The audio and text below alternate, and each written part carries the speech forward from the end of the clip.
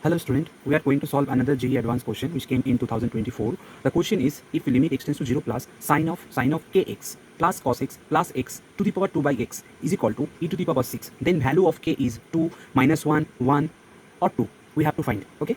Now, for solving this question, we have to know only two things. The first one is sine x approximately equals to x if x tends to 0, and cos of x approximately 1 if x tends to 0, and another one indeterminate form of 1 to the power infinity.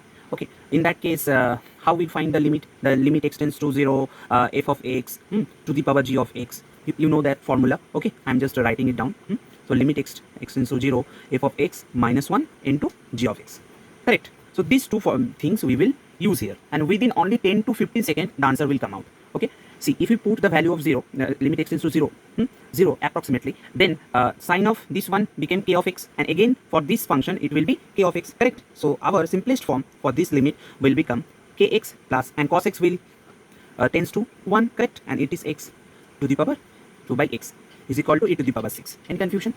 No confusion. Correct. Then limit extends to 0 plus, and here kx plus 1 plus x minus 1, this formula I am using. Okay, because if you put it here 0, it will be 1 to the power infinity, that is this form. Correct. So that's why I am just using this formula.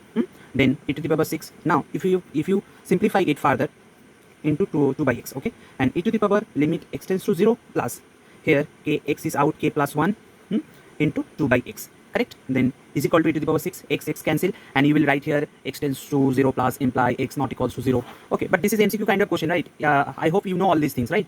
So e to the power 2 into k plus 1 will be on the left hand side, and right hand side e to the power 6. Now base are equal, therefore power will be equal. Correct. Very basic formula of indices, and your k will become 2. So the correct option is 2. Okay, so see, I took 1 minute to solve this. Okay, because I explained many things here. But if you know this formula and these basic things, only 10 to 15 seconds is required to solve this question. Correct. Thank you.